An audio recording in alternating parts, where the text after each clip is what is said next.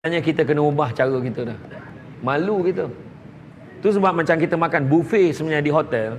Orang putih kalau kita tengok cara dia, dia ambil makanan, zap, dah ready, tu yang dia nak makan nanti. Itu saja. Habis dia makan, maaf, tak cukup, nak lagi. Baru pergi ambil yang lain. Duduk, makan lagi.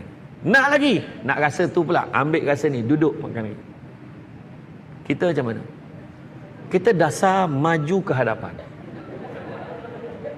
Kita tidak akan berpaling lagi. Tak mungkin ku berpaling padamu yang... Macam tu lebih kurang.